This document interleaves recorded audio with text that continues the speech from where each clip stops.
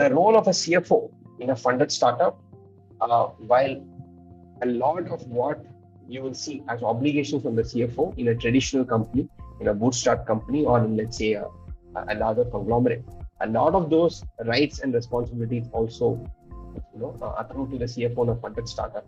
But in addition to what the CFO typically does, there are a few things which the finance team and the CFO need to sort of keep in mind when they're working in a funded startup. So in most cases, you have raised funding from external investors, especially if you raise funding from a VC investor, you will be in hyper growth space. So the focus will be on delivering significant growth on a month-on-month, week-on-week, day-on-day sort of a basis. So that growth, again, is something which you may not see that degree of pressure on growth in a traditional company or in a company which is bootstrapped. So what does this growth and this growth pressure mean? It means that company will try out various different business models. They will try out several experiments. They will get into new avenues as well. And you may see pivots of the business itself. You may try something, it may not work out. And now the founders have to take the business in a different direction. So one, mentally having the flexibility to appreciate that, yes, there is going to be hyper growth. Growth is important for us. And this means that my processes and controls should be very, very, sort of robust and should be very flexible. And my processes cannot really constrain growth. So it's a very, very delicate balance for CFOs to play in a funded startup to say that, yes, I want the company to grow. I want my investor obligations to be met. At the same time, I don't want controls to be weak. And I don't want a situation where there is revenue leakage or that there is fraud in the company. So how do you strike that balance is a very, very, sort of critical question. But it really makes or breaks the startup by itself. And that is something for CFOs to consider. As companies scale, in the initial phases, the founder will be very deeply involved in fundraise, in capital structuring, etc.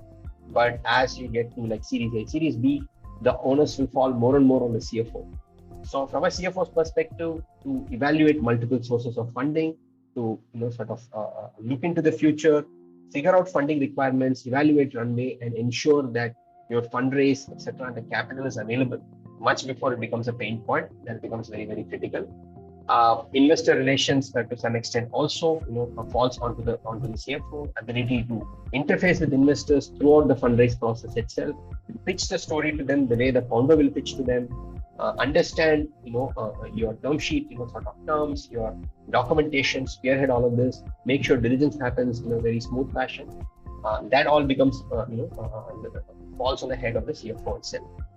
So as a CFO, gear themselves up for this sort of process, understanding, like I said, investor rights, investment structures, how cap tables, dilution works, how ESOPs work as well, because that will be in most cases a precondition for funding, becomes critical for CFOs. In startups, the CFO is not looked at as a siloed functional head to say, yes, now please manage the finance function alone. Most founders look at CFOs as senior management bandwidth and involve them in several aspects of decision making and several levers of growth of the company itself.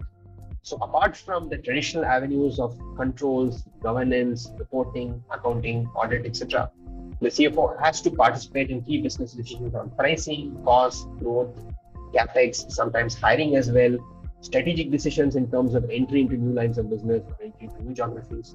So the CFO really needs to wear multiple hats to say that, yes, now wearing the hat of almost like a founder, I'm very bullish about this sort of opportunity which we are evaluating, and I believe that we should support it with capital, right?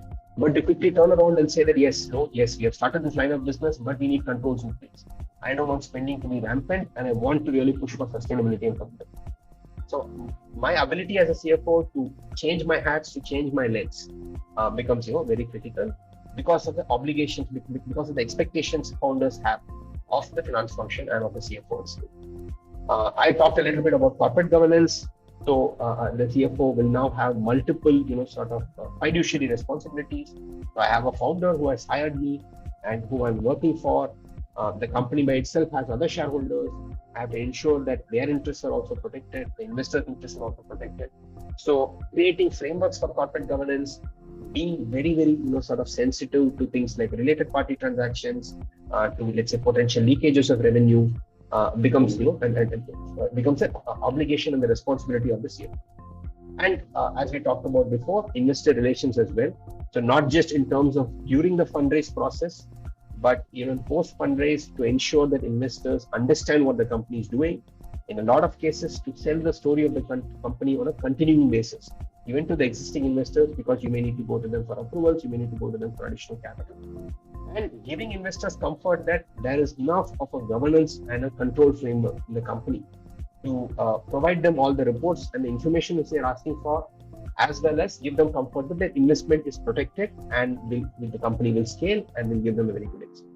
So the CFO has to think, beyond just record keeping, controllership, and finance, and they have to take a broader view of the business by itself. And that is a challenge, and it's a very worthwhile challenge, I would say, for finance professionals in fund and startups.